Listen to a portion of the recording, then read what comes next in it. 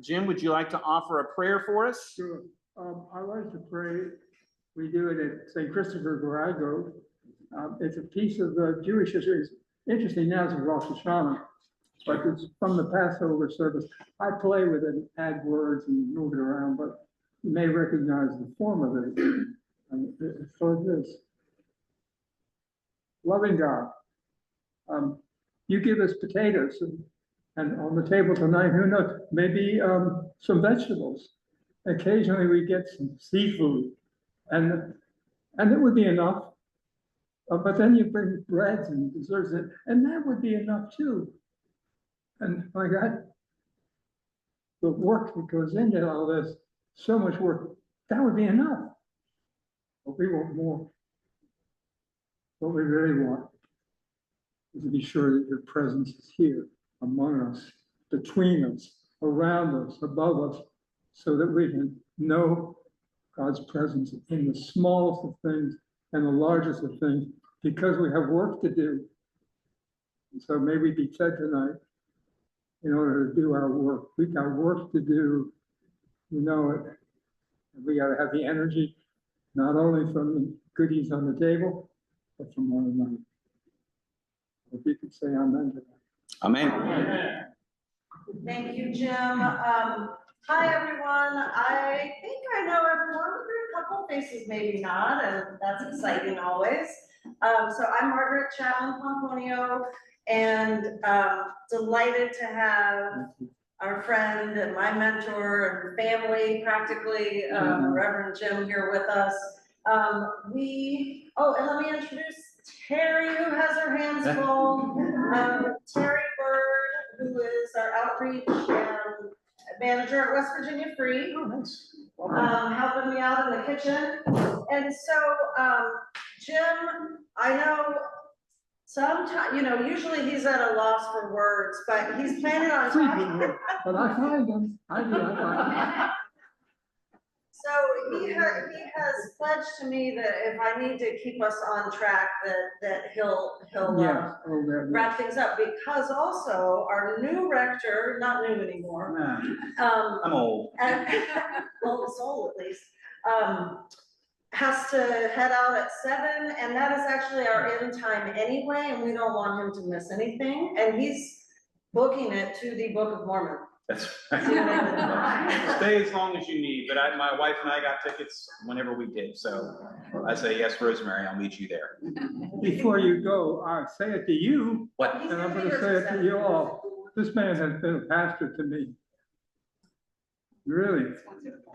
And he knows it, and I say it, and it's the truth. You were my first pastoral call. Yes, came to visit me as with him. Yeah.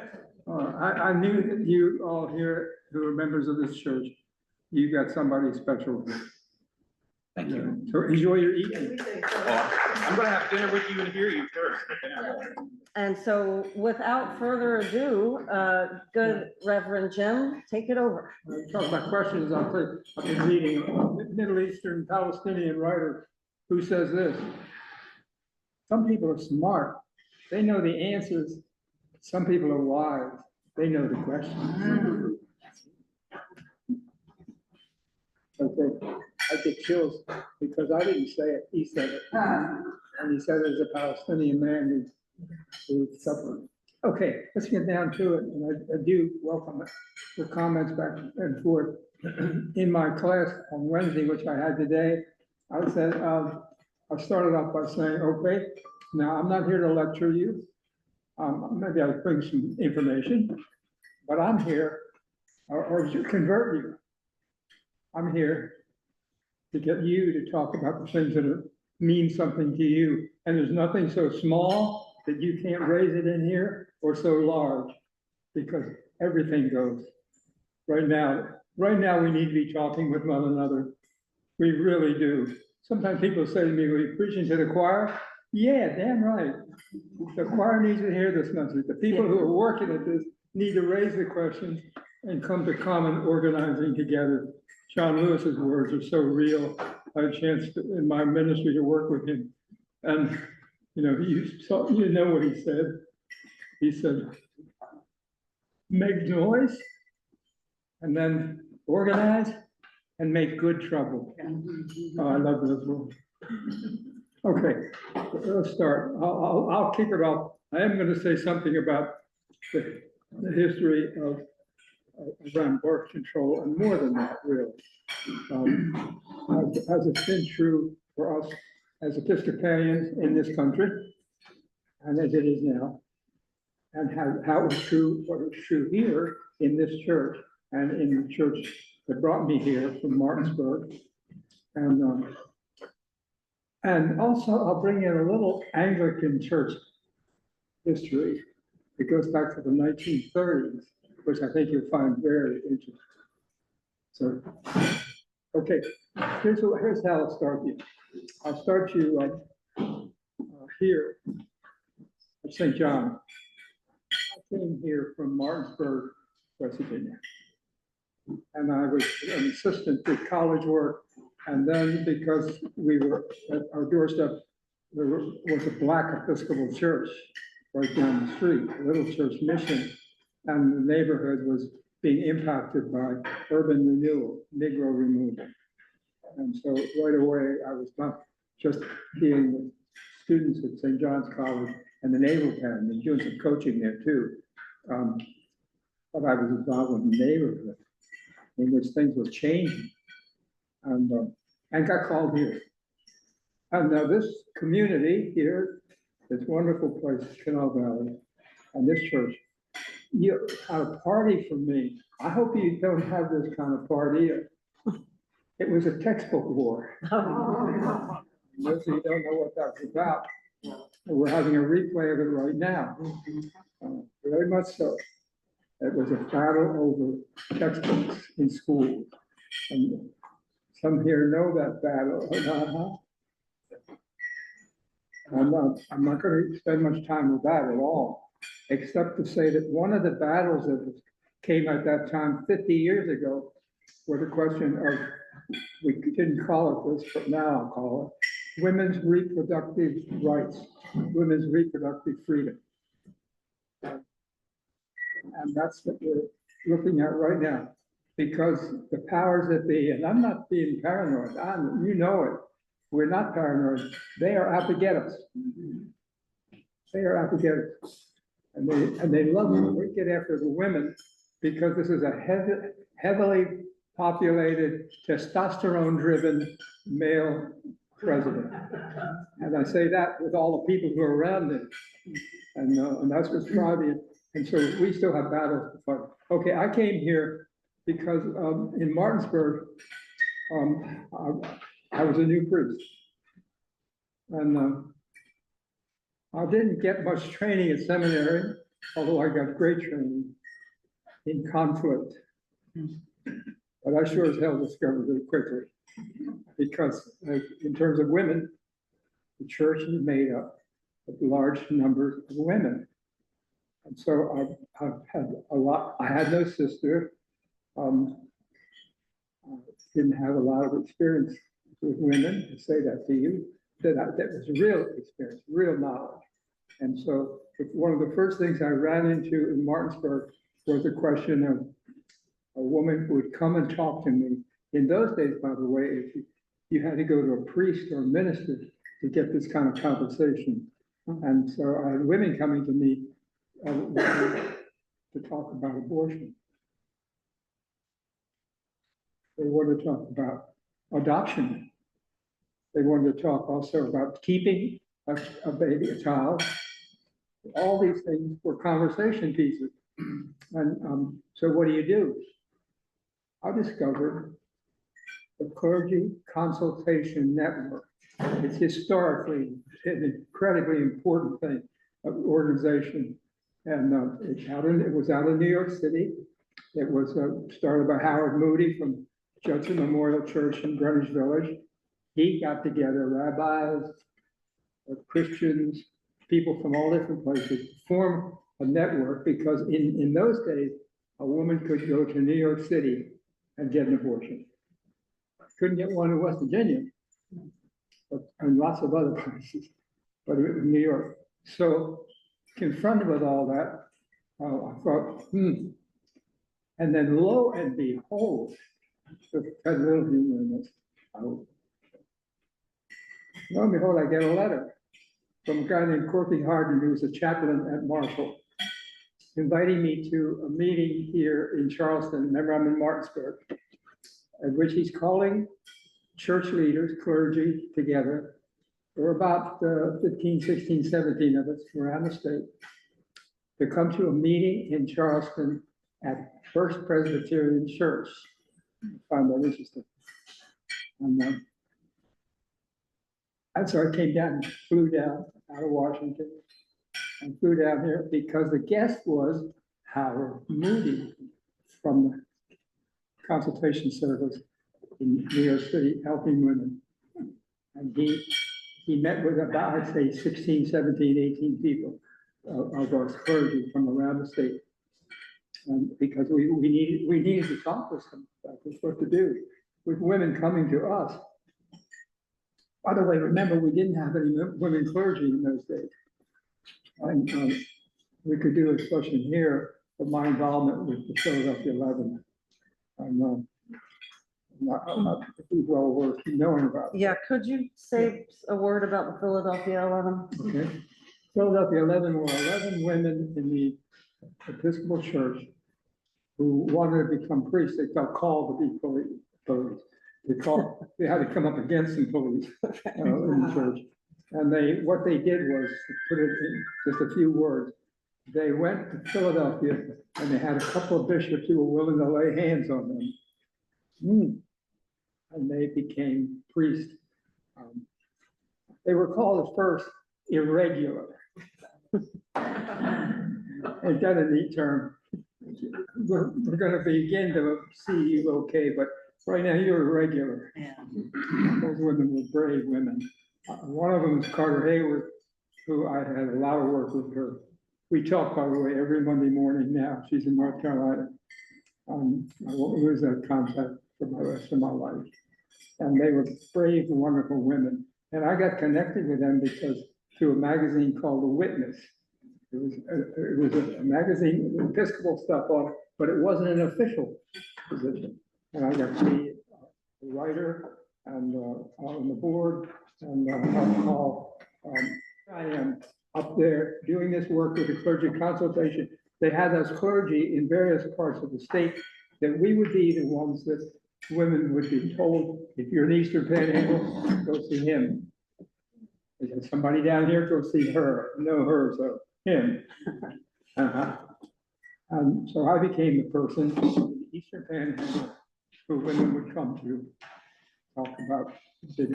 And I want to be really clear about this. It was not my job to talk them into an abortion. I was in some very uncomfortable situations where men wanted me to do that.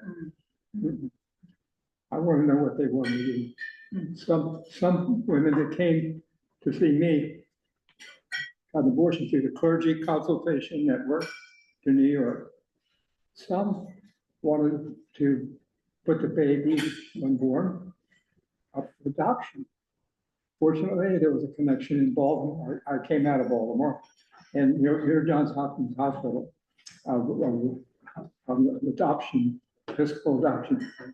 And so if they wanted that, I would refer them to go talk to them there about what that means. If they wanted to keep this child, one of my fondest memories of people that a woman wanted to keep you.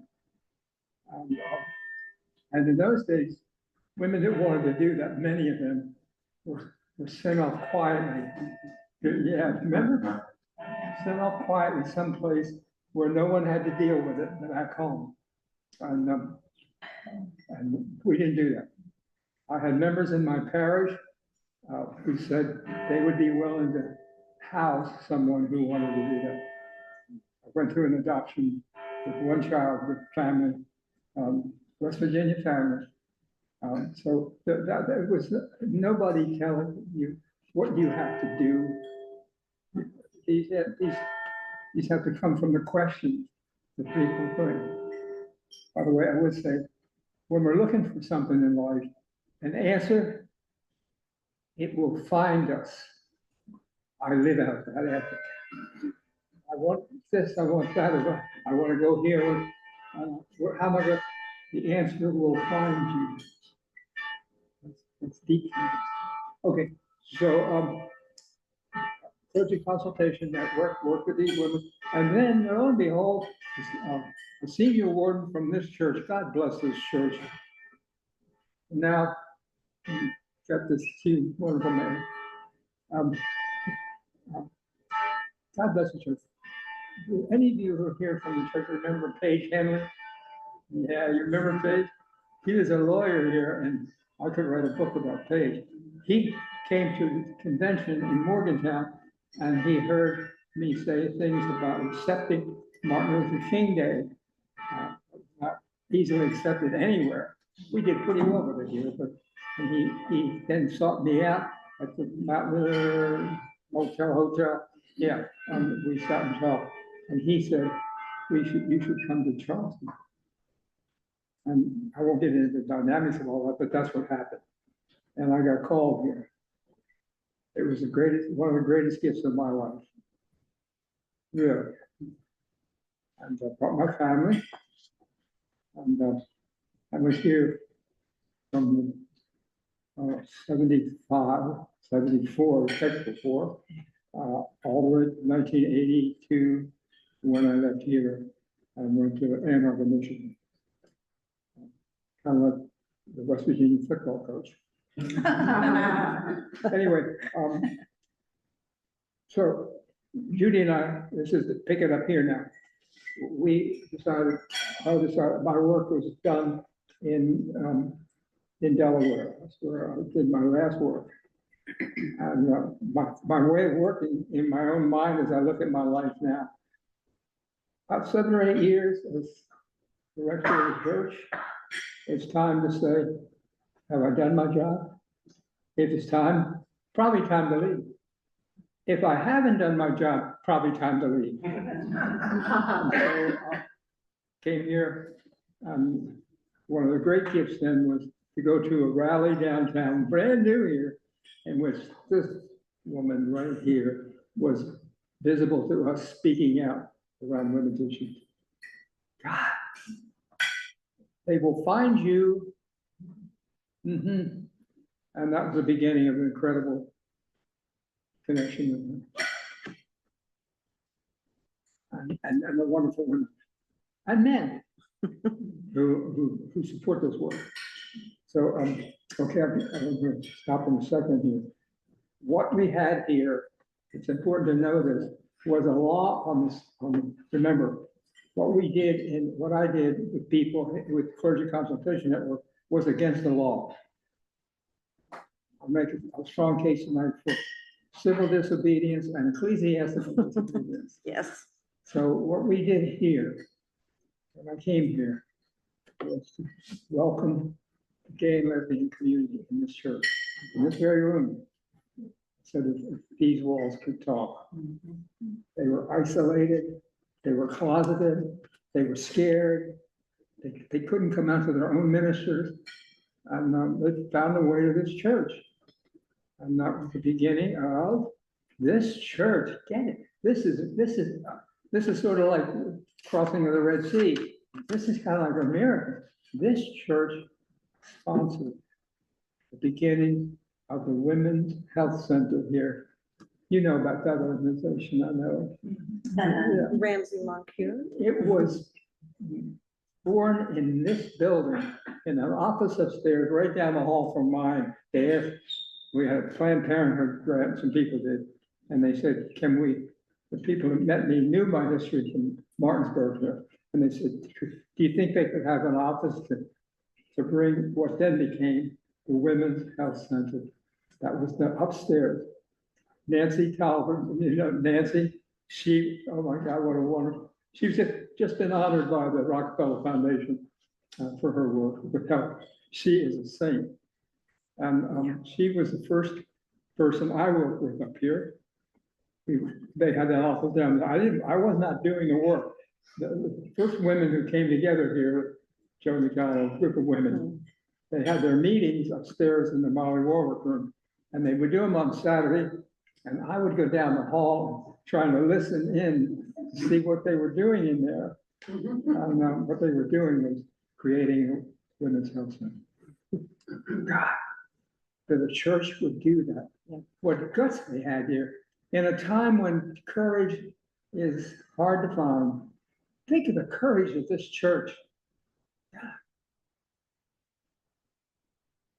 So I came back, Judy and I came back, and this is, our history is gonna come to an end here. Judy and I, when it came time for me to finish the work that I did in Delaware and North Carolina and Michigan, all those places, we were in Delaware. And Judy had been through, worth saying this, 28 years of breast cancer. And we had moved together on everything. And so, it's time for me to go where she would like to go. She wanted to come back to West Virginia. She was not a West Virginian, came from Buffalo, or near Buffalo, New York. And we came back here on the day that 9/11 took place. That day. And so came back here and immediately I saw what Women's Health Center was doing. It's like watching a child grow. And so there we go. Since then, many of us have been escorting women and taking all the guff from these folks. And that's a book in itself, which I won't go to, but if you're gonna do this work, if you're gonna do it, and I'm gonna do it, and the church is gonna do it, be prepared, because they're gonna come after you. There'll be support, you'll find it, they will find you, but so will the protest. And that's a book in itself too, but boy, we've seen it. Okay, so let me stop on that. I think the question now for you all, Margaret is the one that talked to me about it.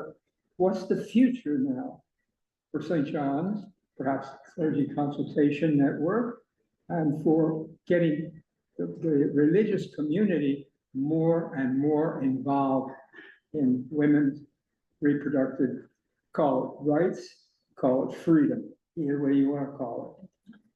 And that's the big question.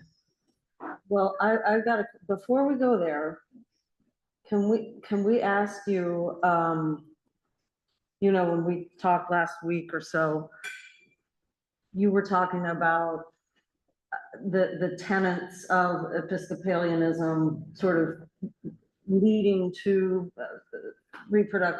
belief in reproductive freedom and autonomy and dignity. Well, know something is that we know a history of racism in the church. Well, do you know the history of our relationship with women in the church, the Episcopal Church, the Anglican Church, all over? And Philadelphia 11 was a bright spot. But back in the 1930s, just a little history, back in the 1930s, the Lambeth Conference, which brings the bishops from all over the world for meetings and conversations, back in the 1930s, they issued statements about birth control when churches were staying away from that question. And they made bold statements affirming the pleasure of sexuality. By the way, if you know our prayer book, marvelous service I married a gay couple last week. They know the history, they know it well. The church has been anti-sexuality, anti. And so when Anglican Church in England altogether addressed birth control and said yes, and they're opening the door to dealing with the serious questions of human sexuality and affirming it, not denying it, and seeing it as a disgrace. We've got some bad history in how the church, our church here, has looked at human sexuality. And if you read the prayer book, I love these lines. It used to be said for the birth of children. That was the purpose. No more. We got a new prayer book, 1979.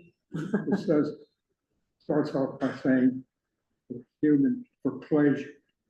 Oh my God. The church that had denied pleasure through sexuality was affirming it and affirming it in our prayer book. That's probably enough history, except to say when I arrived here, Judy and I, Margaret We were operating, I discovered, I didn't know, that we had a law that went back to like the 1790s, 1890s. 18. We had a law here that prohibited abortion here in West Virginia. We had to take that on and it got thrown out. Magnificent. What's that? Lawyer Bren, he was a part of that. And the judge was an incredible woman. Tara Salango. Yeah. Tara Salango. Salango, Sarah Salango. Was she wonderful? To watch her take on the male lawyer from the system here, from the Attorney General's office, was like, watch her eat him alive. I later went to her to dinner and I said to her husband, Ben, you mind if I say something that's fairly sweet to your wife? And he said, why, certainly. And I looked at her and I said, I love you. What I saw you do. As a kid, I never saw anything like that. I never saw a woman priest. I never saw a woman judge. I never saw a woman doctor. We made some moves. Okay. The future, and I think Margaret's going to talk more about, is there still, looking forward. By the way, we need to talk about the past. Do we ever? I mean, we don't need to dwell as if that's the direction we're moving in. I'll be 90 here, in a couple weeks, or a week. 1 week. Yeah. Now, I'm moving forward. I don't know how much time I got, but I better damn well use whatever I got. And I think that's true for all of us. That's the desire in the human breast to move forward. And so, what a joy it is to see people who, from the past, as if you're here, partially, I know, to talk about the future. So, let's talk about the future. Well, does anyone have any questions for Jim? Somebody's gotta have a question. Remember, you're the agenda. The agenda. Whoa. I'll be quiet, eat my macaroni and. Did you ever face any individual backlash from family members who knew that you were counseling women on obtaining abortion care? Not face to face. What I heard was through the women who came to me. I can't talk to my mother and father. And what I really heard, and I didn't quiz her. I just listened. They would tell me that I did say to women, well, now you've come to see me. You go to church, or do you have a religious connection? I do, they would tell me. Evangelicals, Catholics. Yeah. But they would not talk with their priest about this. Because they were in the closet, and so were the priests in the closet, all fearful. What we see today. Okay. So I never dealt with, I didn't want to deal with the parents of a person came to see me, because I was dealing with them. They had to deal with their parents. They had to deal with boyfriends. They had to deal with other women. No, I dealt with the person who came to see me. So I'm curious about the work that it took for West Virginia to become an abortion supporting state. I wasn't around for that time period. I've been around for it being taken away, but I'm curious about the work that led to us being able to have abortions in the state of West Virginia, what that work looked like. I can see the judge here has lots. Yeah. Can I put you on the spot? Well, I mean, I don't know that I can explain the whole history of how abortion became a right in West Virginia. I think we had more progressive leadership. Obviously, anything's more progressive than what we have now. But I think we were a state for a number of years that had more progressive leadership. And then we had a court opinion that mandated that the state pay Medicaid for abortions for women. And the thing I have to, she wrote that opinion. And I think that, the funny thing is that people think that that was an opinion that was based on the theory that people had a right to an abortion, but in fact, the opinion was based on a whole equal protection philosophy, and that is if Medicaid was going to pay for other reproductive health choices that were legal, i.e. vasectomy, childbirth, birth control, if they were going to pay for other legal choices, then abortion was a legal choice, and therefore, as a matter of equal protection, they had to pay for abortions for poor women. And we were able to do that for 20 years, maybe. 93 to 2018. And at the time that opinion came out, I really didn't think I had. Well, three votes. but didn't they, I mean, I think the state was covering it. And then someone Someone challenged. challenged Yeah. it, and so that's how it ended up at the state Supreme Court, right? And the ironic thing is, I didn't really think that I would have 3 votes to decide that case, because we had one justice who I respected hugely, Justice McHugh, who's very Catholic, and he didn't believe in it. We had Justice Brotherton, fine man, but very conservative. And we had me and Justice Miller, who I knew would go this way. And we had Richard Neely. And I thought, Richard will never go. Do you know what Richard said? This is a horrible thing, but he was the vote that swung it, and he said, I think we need to have less of these poor people. Oh, And it's kind of sad that I'm on the 3rd vote. yeah. So, Well, it's important to say that we discover truth as we walk the path, and people, we saw the path was here in this church. And people came, and that was a lot of different kind of folks came in, and you learn by the experience of dealing with it, and the church was a huge piece of the experience. You have to walk these paths to really learn. And people did, and this church was a shining example that helped move it. When we had guys like Galper, progressives up at the legislature, but they learned from what was going on here. This is what helped shape it. women's rights in general, you know, leaving just the reproductive choice arena, women are under attack in every arena right now. And so how are we going, we have to deal with all that? Yeah. Because I think that reproductive rights are a part of women's rights, obviously, Yeah. but they're part of the women's rights that are under attack. So, okay, well, I'll move into what we're working on now. I don't know how I heard about this, but I heard about a convening, an interfaith spiritual convening of folks in New Orleans who support reproductive freedom and justice. And they were calling for proposals for workshops.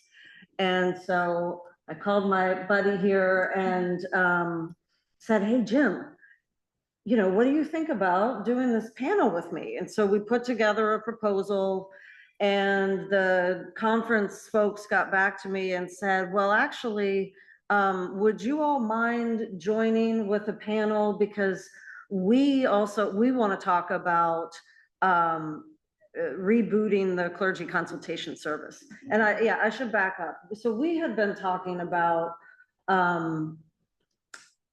starting back up a 21st century version of clergy consultation service before Roe was overturned.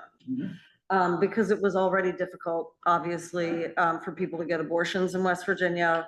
You know, when abortion was finally banned, we only had one remaining clinic. I mean, when I moved back to West Virginia, I think maybe there were 5, but anyway, they just kept dwindling.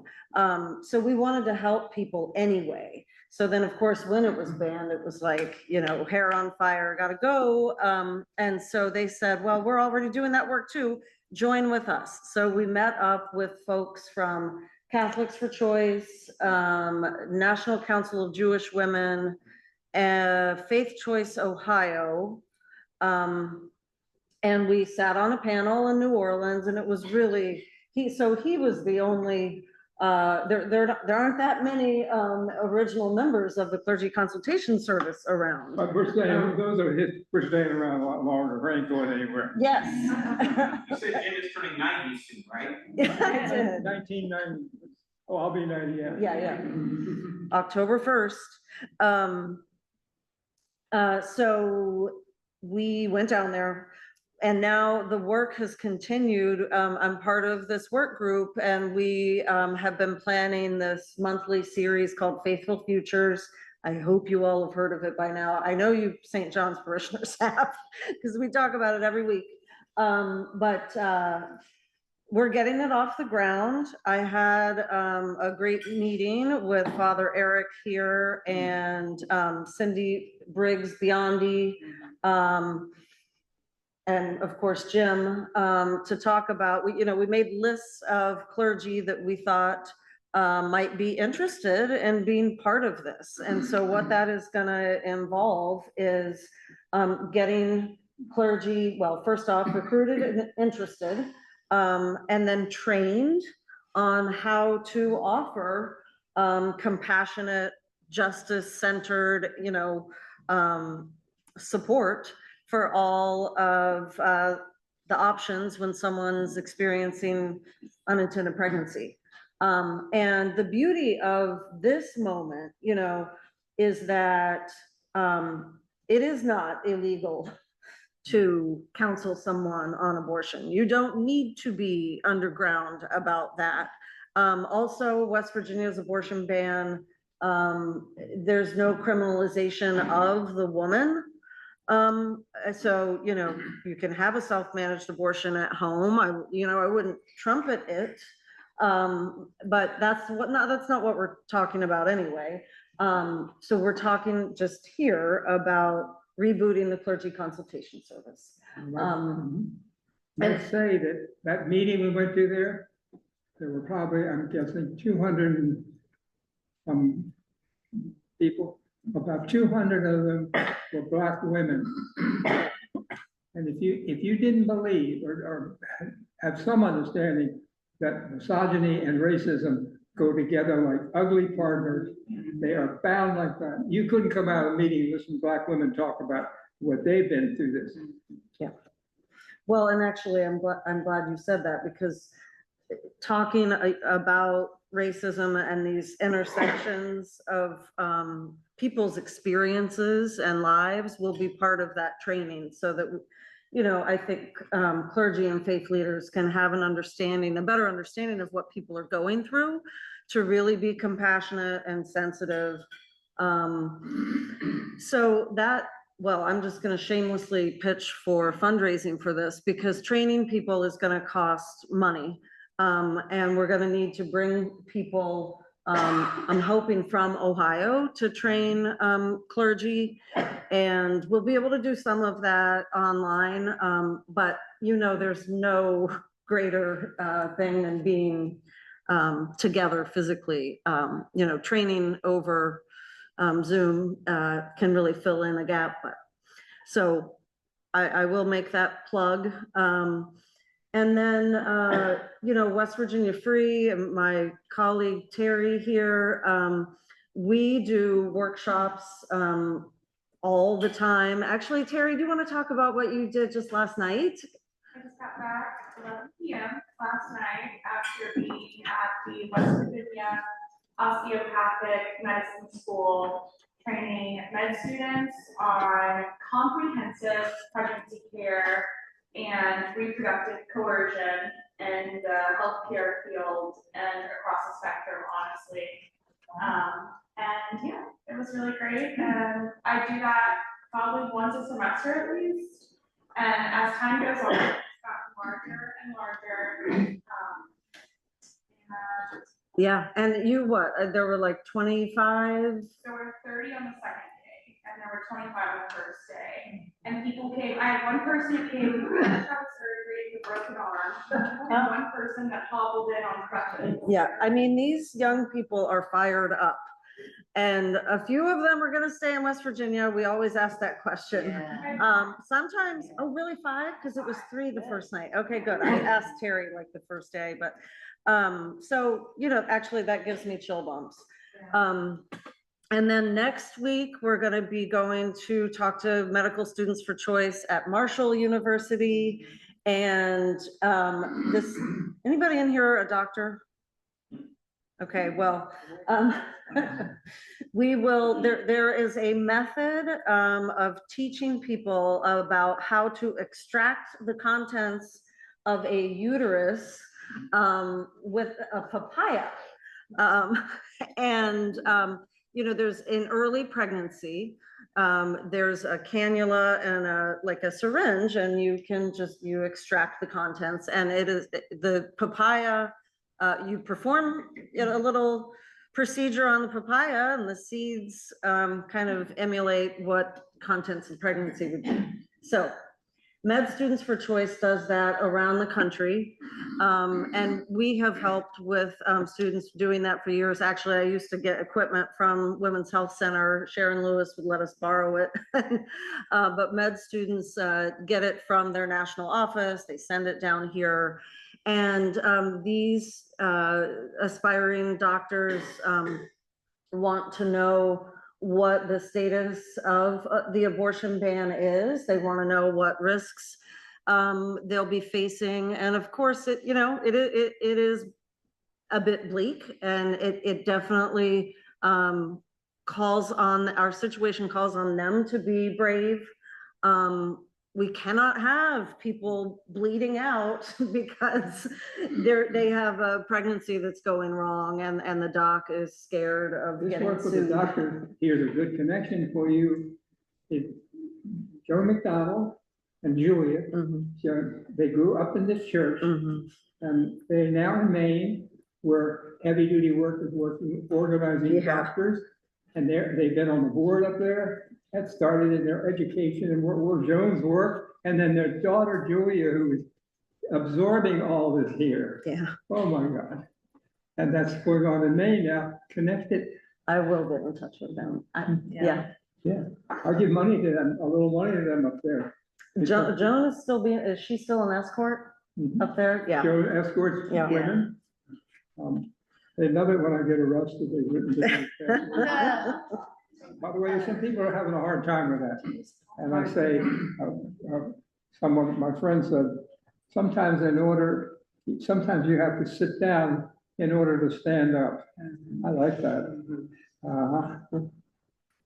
So we know that this president, the wisest thing he's ever said was that he was coming to protect women.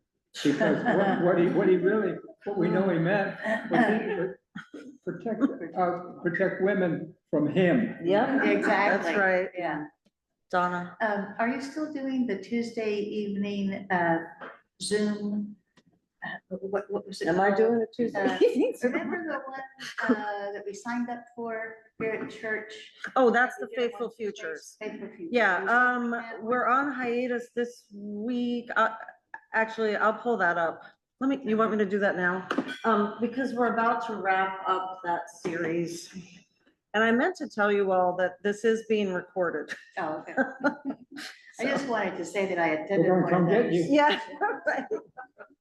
I attended one of those and I learned a lot. I didn't even know that abortions were always done surgically.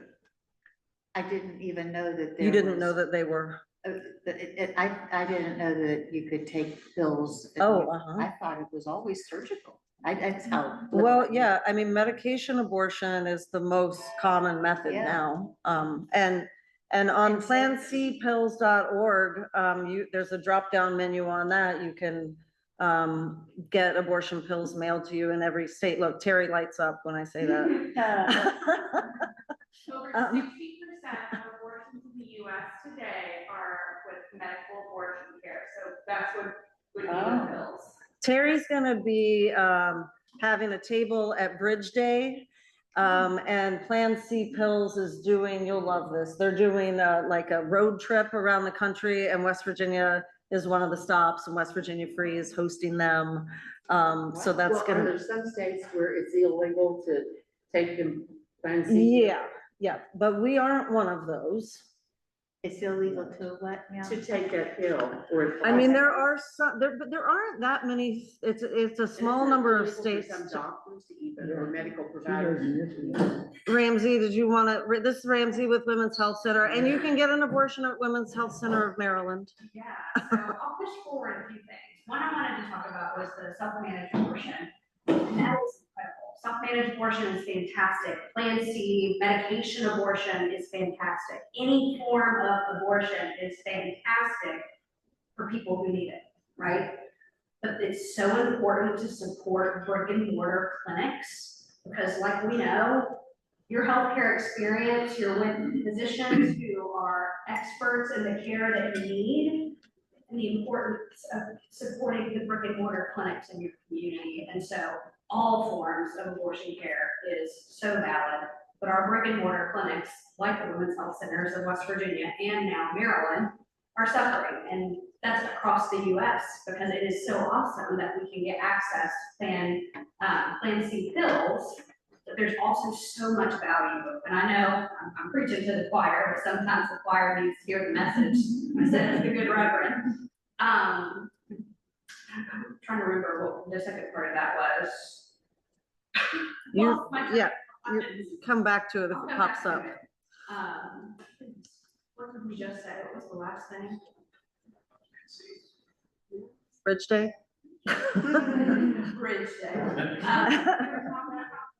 Whole aspect of obtaining self-managed abortion pills Thank in you. other states. Yeah. By the way, there are very creative ways that Americans are finding every day to still receive abortion pills in states that have a strict abortion ban, such as obtaining them across the border, having a post box close by, and telemedicine is also. So self-managed abortion also does have a capability to be completely self-managed or also in the care of a physician. So you can have a clinical medication abortion, you can have a telehealth medication abortion. There are abortion doulas that will come to your home for you. So, yeah.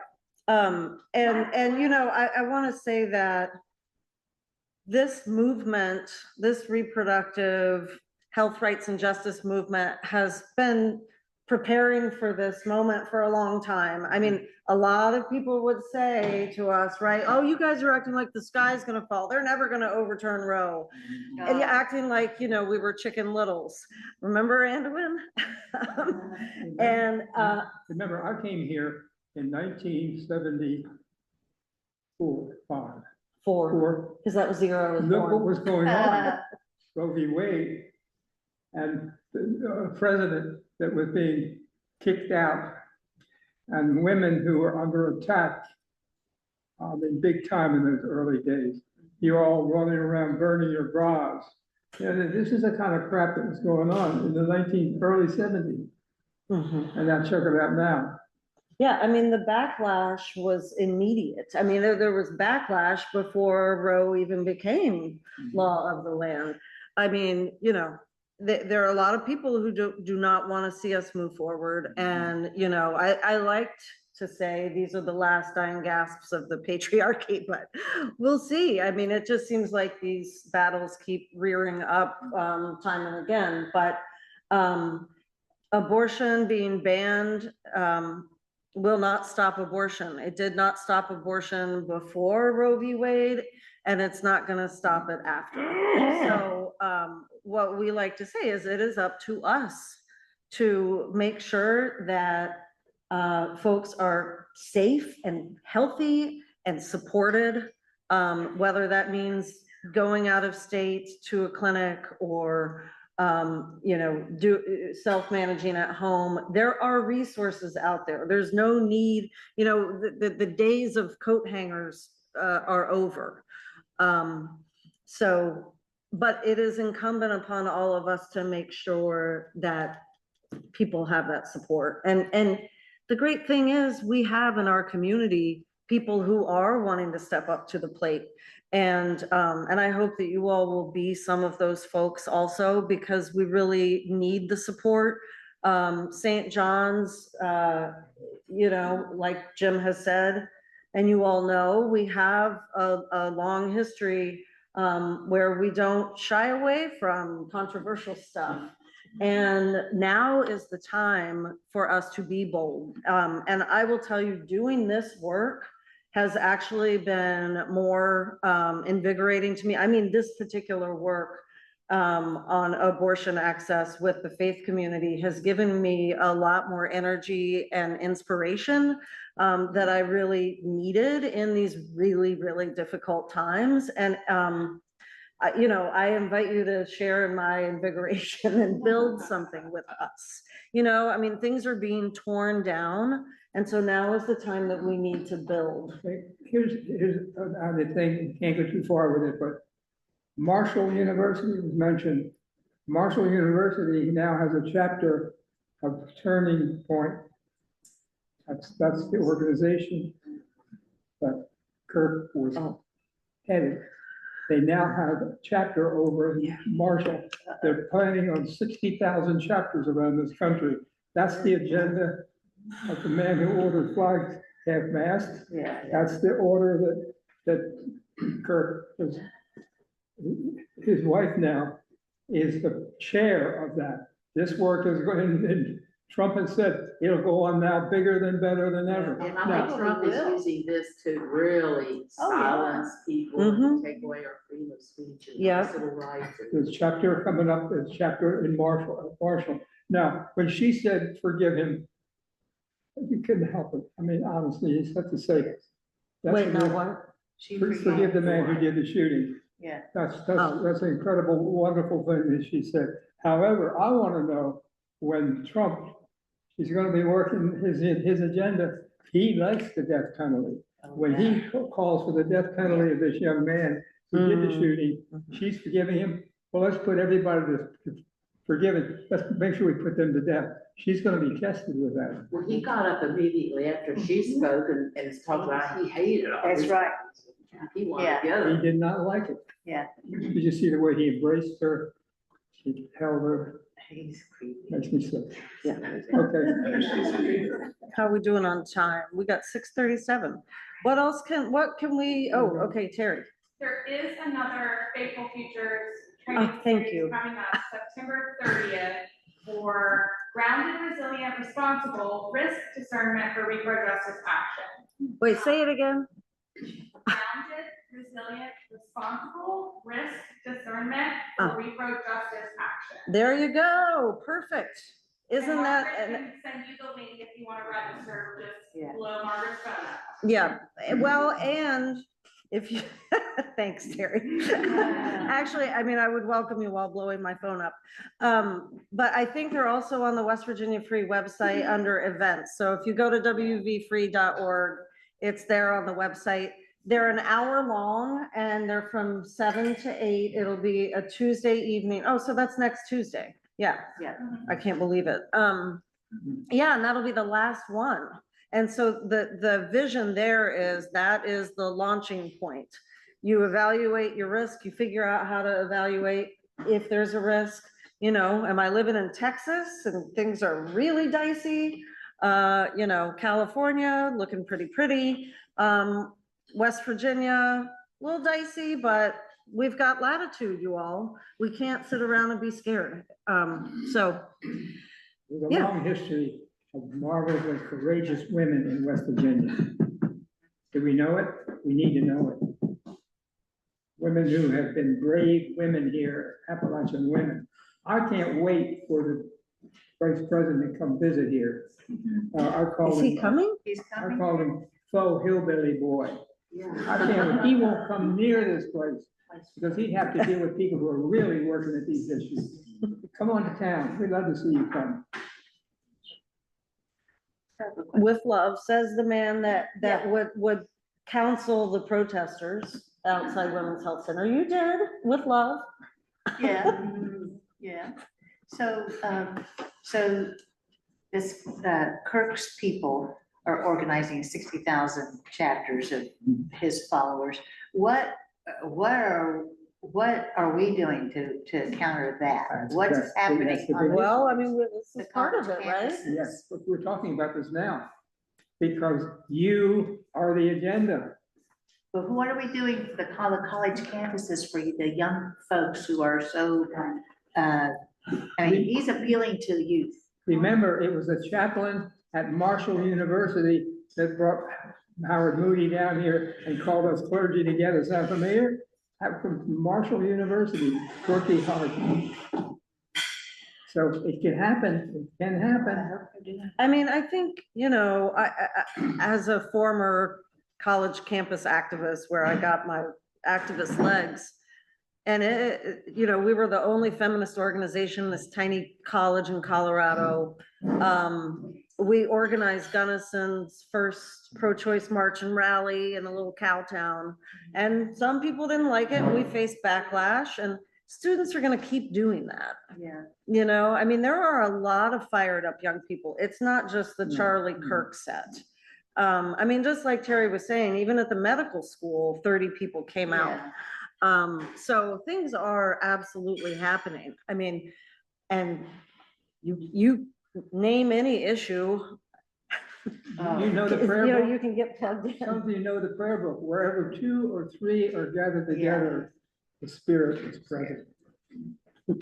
Or But did you know, he didn't say wherever 40,000 or 50,000. Yeah. This president loves those numbers, Yeah, He because makes he them loves up. numbers. Yeah. yeah, But if right. college students go out now and even demonstrate against genocide going on over in Gaza, they're liable to be disappeared and deported and. They've stuff. tried and they I get. mean, I think that Trump has terrorized He Yeah. has. people on a lot of issues. from And, organizing. yeah, Well, it is. I mean, like every day I'm thinking like, at what point, you know, there's something horrific every single day. And it's hard to know now, like, when are we gonna have like a huge uprising? When are we gonna have Congress stand up and do their jobs instead of like, they know, because they see what he's doing. Yeah, right. They're laying down playing games. Yeah, they are. When the dog bites the master, then some change will take place. When the changes around Medicare and Medicaid Yeah, start biting more of us, the Maybe dog we'll is see biting some the change. master. maybe, yeah. Did you think of it? Or no, you already did.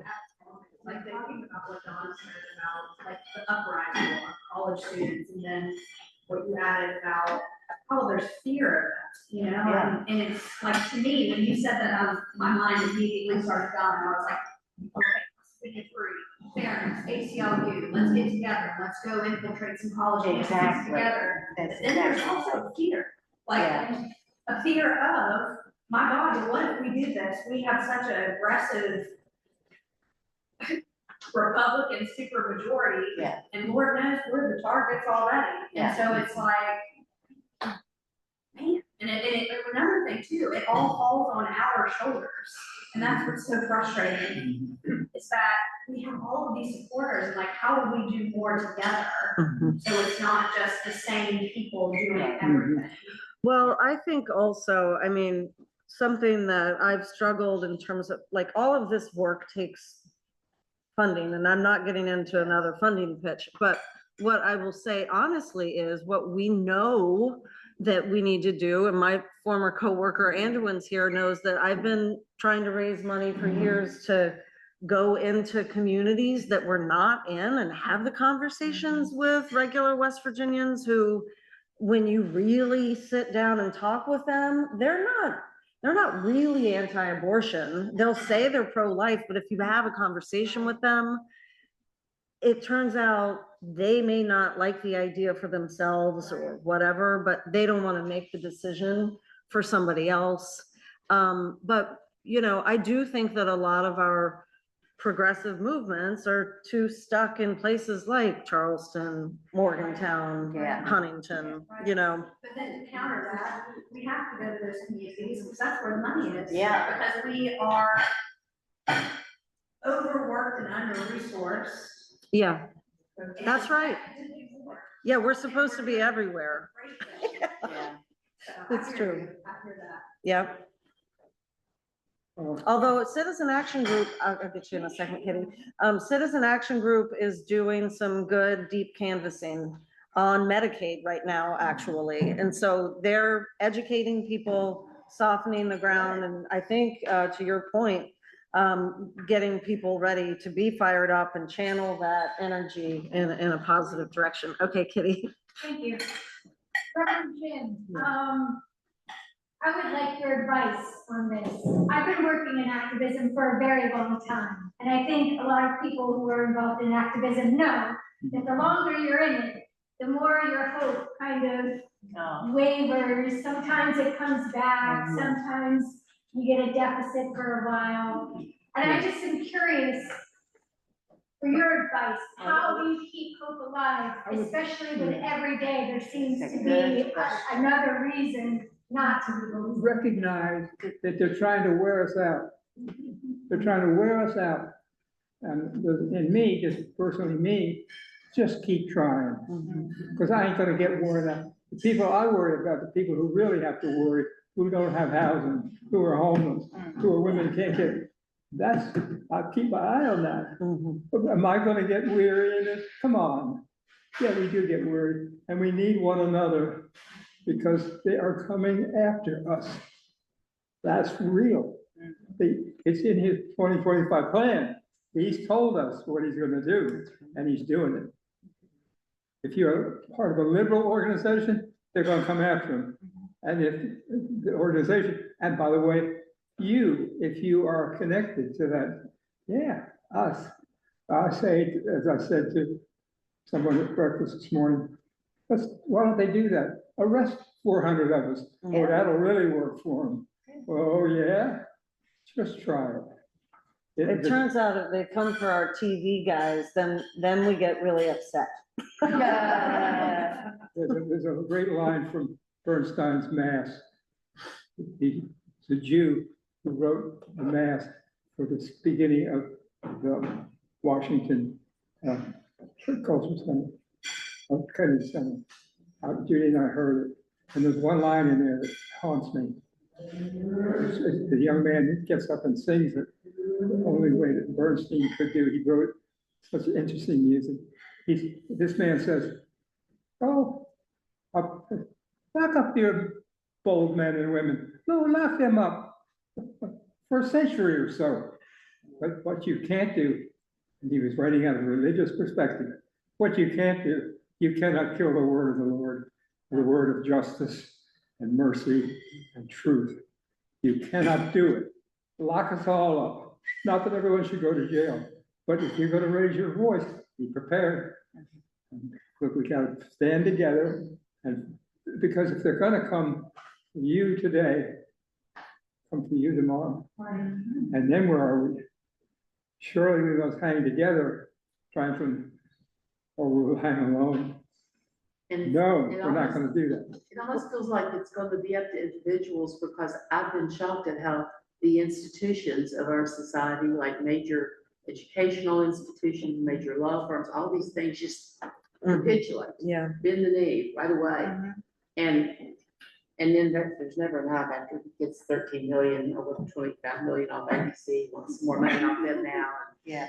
So it's kind of like average people are gonna have to find courage even when these big institutions can't seem to. It is. Billionaires certainly don't have any. And remember, we're not talking just about married people. That's what the Republicans are talking about now. The answer is more people getting married and having babies. And they got an agenda. We're talking about people who aren't married, do not make a choice to marry. They are being affected by this. All being affected. I want to say something to Kitty's question about an observation about you, that I see you getting recharged for the day-to-day by your family and the people you surround yourself with, and you read and We need you them. know, so you do have ways that you recharge. I mean, I have 3 daughters. If I take a step backwards, and when right before Judy died, she had breast cancer for 28 years. She was so supportive of all of it. And right before she died, she said something she never said to me.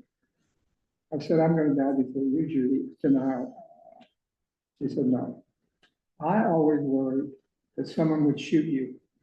And did she live in fear, such fear that she didn't support every which way, not just what, but what's being done, what happened to women? We have to draw ourselves together. This is not just, they give us this, the right wing is telling us that empathy is the enemy. Empathy is the enemy. Have you ever, there's no moral roots for that whatsoever. Where are the moral, ethical pieces here? We represent that. We're guardians of that, aren't we? Well, and yeah, I may have mentioned this, but after Terry and I were doing a workshop as part of the Faithful Futures series, there was a New York Times reporter who asked if she could be in there. Normally we don't let people in, but I talked to her afterward, and I had a little part of the presentation on compassion and rooting the work in compassion. And she talked about how she really liked that she had seen a lot of self-managed abortion trainings, but rooting it in compassion was spoke to her. And so I thought, I'm gonna keep doing that. And that's part of how also, like, I try to root who I am in compassion so that I can relate to other people. I mean, I fail in that a lot when I go to the Capitol. I mean, but I really do like people. And so I think that's how I end up doing this work for a long time, but I do struggle with it. So I think you have to be honest about it too, you know.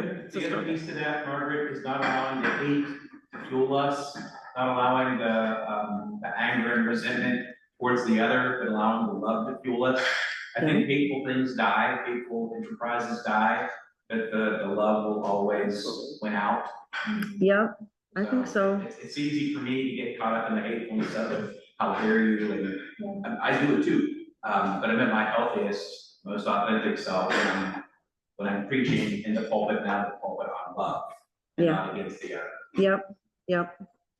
Well, and and sometimes I've seen, well, quite a few times, people will say to me, well, how do you go down there, to the Capitol? Or, those people are awful. And it's almost, sometimes it's and mostly it's a curious way, but sometimes it's in a judgy way. Like, how do you,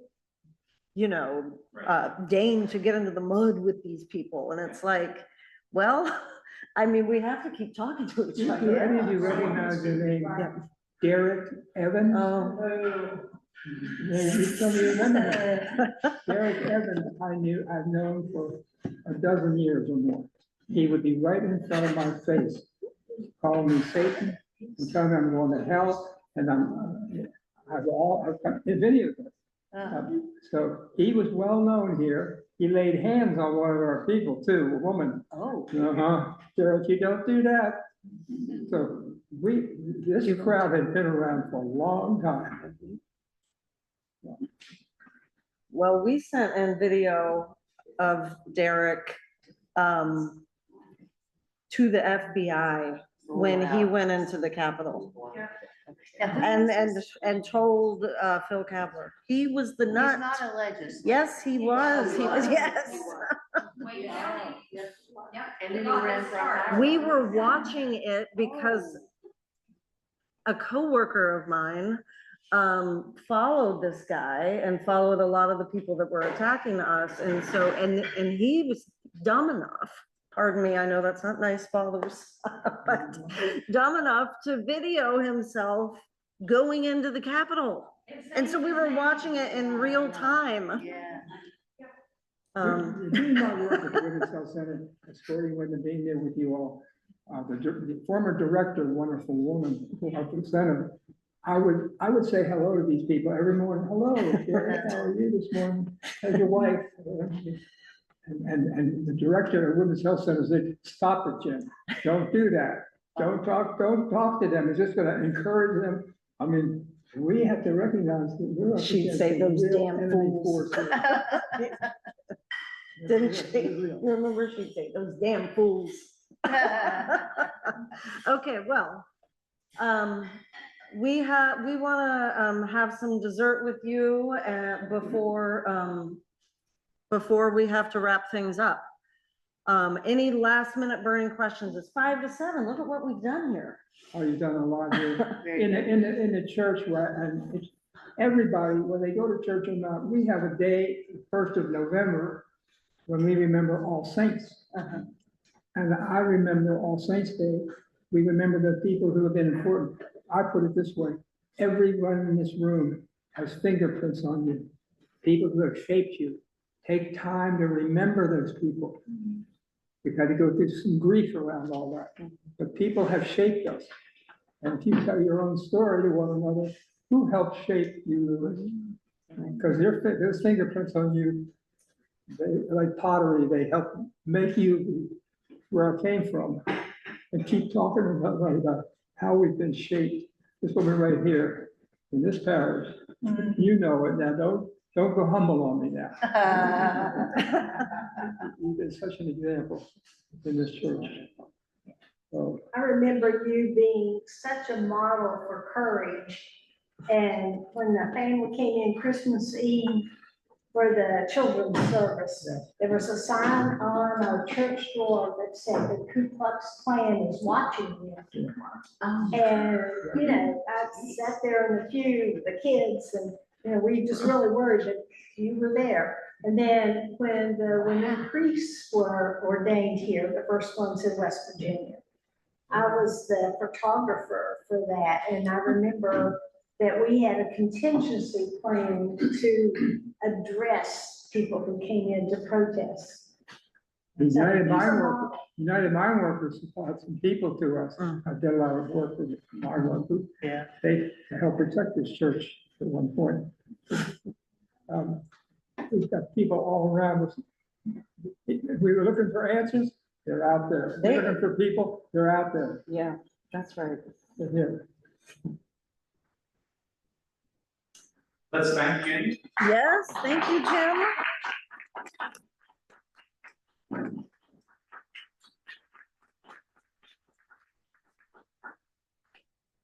We got you a big cookie, Jim.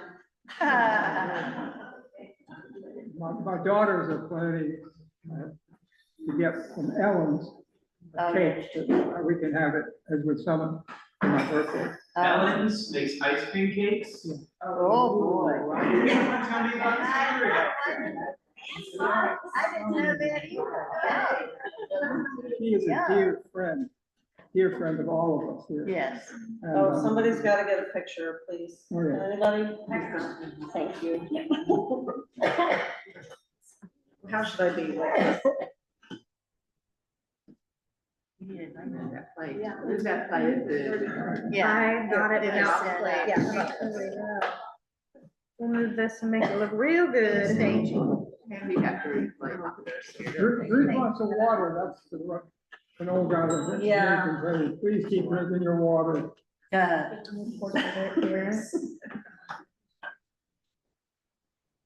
Perfect. Very good. So you guys can come, oh, sorry. Thank you. So you guys can come up here, and get a piece, and we'll let the. They messed it up because it should have read, make good trouble. Make good Yeah. trouble, yeah.